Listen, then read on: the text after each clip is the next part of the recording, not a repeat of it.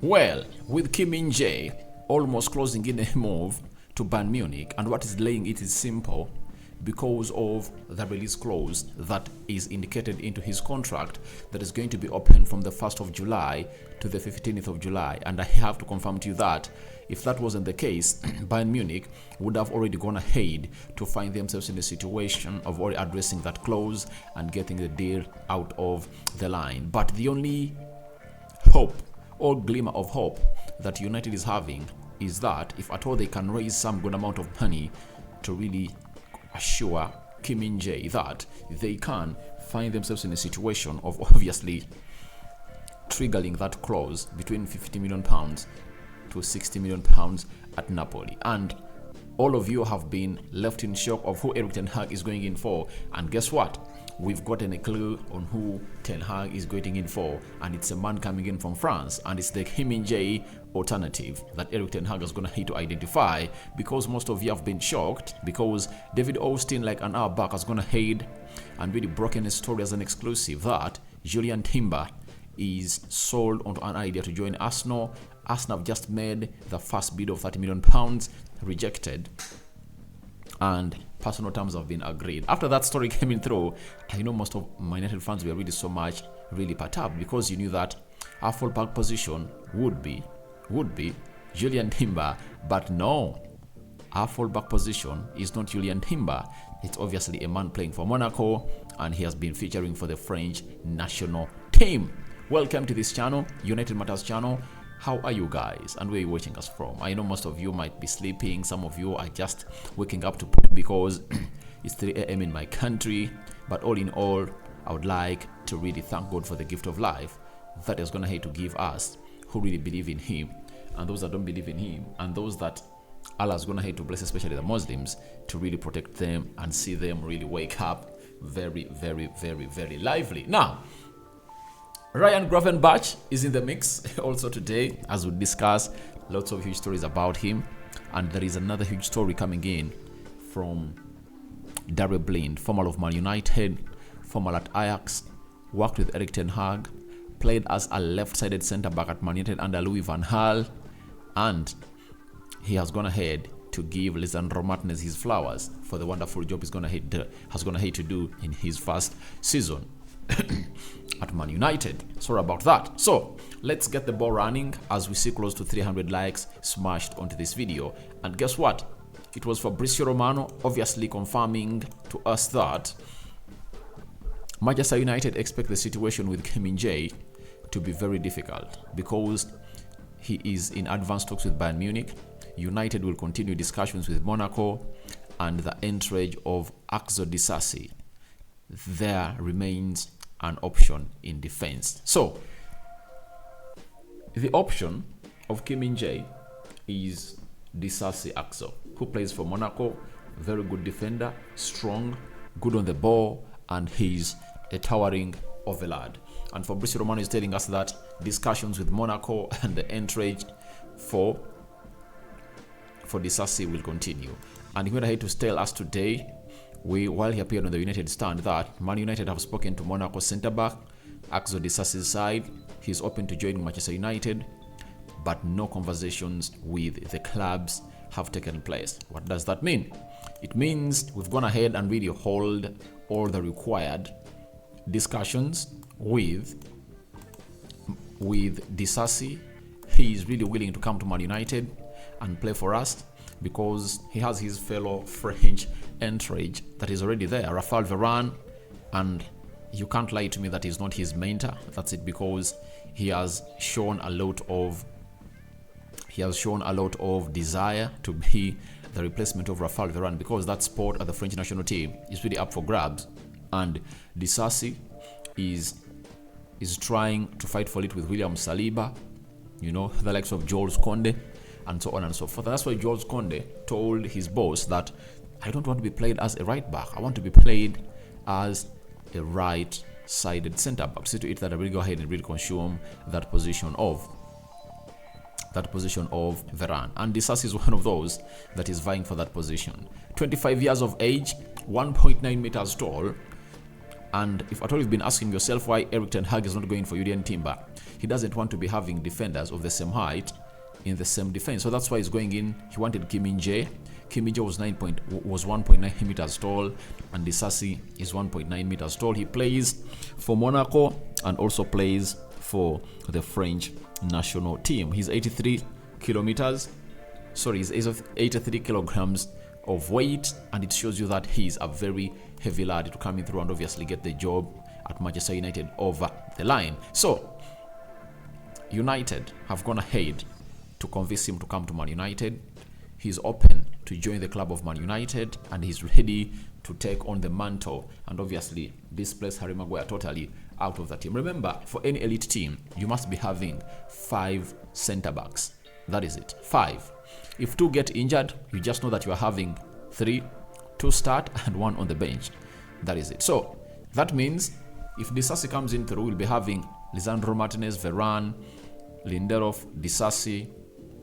Luke Shaw makes it the 5th center back at Man United. So it's good to see it that we are having options, but my worry is the delay that we might see another team coming in and obviously taking Disasi, because Min-jae was sold on an idea to come in and play for Man United, but where has it ended? It has ended in a very huge circus that Bayern Munich have gone ahead to hijack the deal, and the only way we can go ahead and really get that deal back is us convincing to him that we are ready to go ahead and really trigger that buyout clause at Napoli. So as it stands, Disasi is open to come to Man United, totally convinced, like Min-jae was.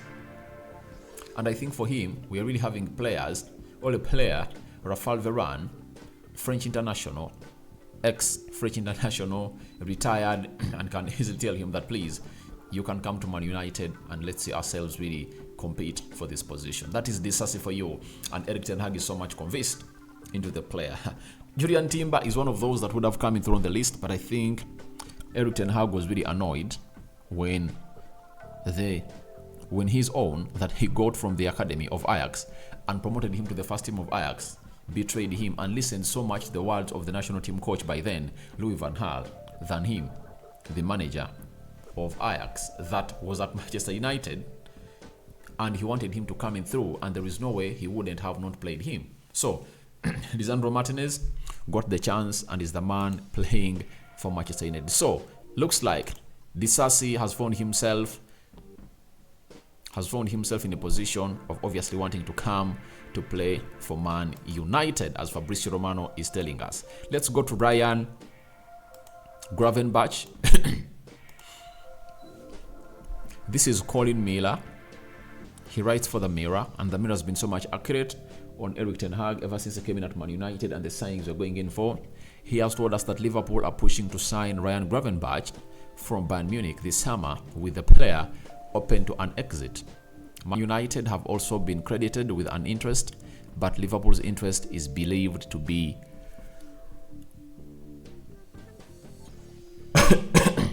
sorry about that. But Liverpool's interest is believed to be more advanced. That's coming in from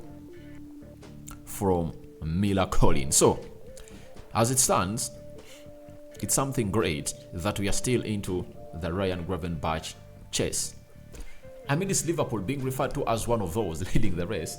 That doesn't really worry me. I really understand that this is a player that Erik ten Hag groomed and got from the academy and brought him into the first team of Ajax. He knows exactly what Ten Hag wants, and if at all Erik ten Hag knocks on his door, he'll obviously snub and shun Liverpool for Man United. But the big question is, will United be willing to offer in the cash? You know, that is it. Because I think Bayern are willing to cash in for Ryan Gravenberch, as they're going to hate to add on Konrad Laimer into that midfield, and they are closing and they're narrowing his chances of getting into play. And they're even looking in for CDM, you know. They are wanting, they're looking in for Sofian Amrabat, they were in for Declan Rice, you know.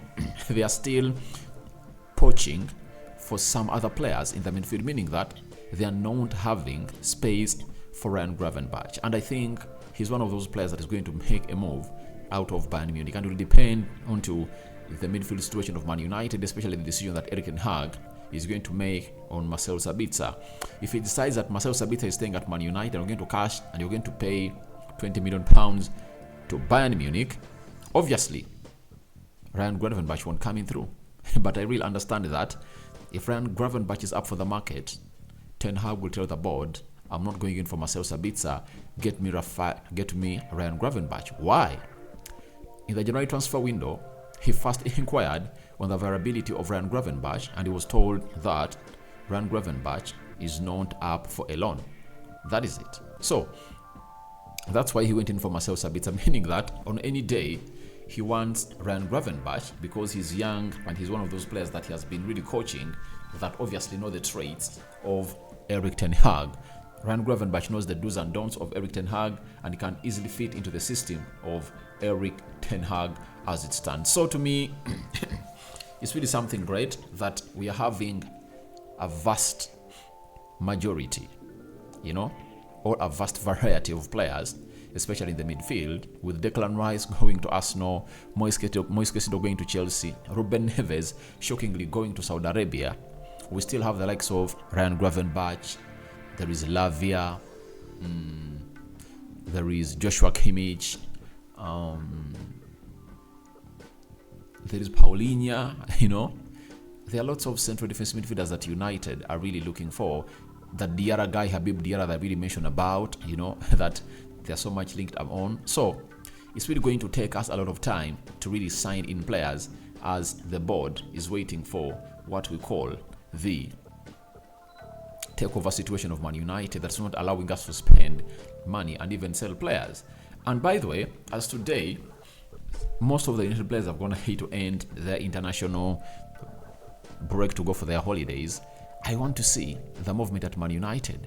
Are we going to sell players? That's where I'm going to put my eyes on, because I want to see whether we are going to see ourselves getting these new players at the club of Manchester United. So that is Ryan Gravenberch for you, but Liverpool, act fast. That's why, if at all you want us to go ahead and obviously beat Liverpool, we just need to solve this takeover situation early enough, because Ten Hag has gone ahead to convince those players. The business is left in between the club of Man United and the clubs of those respective players where they play from. That is it.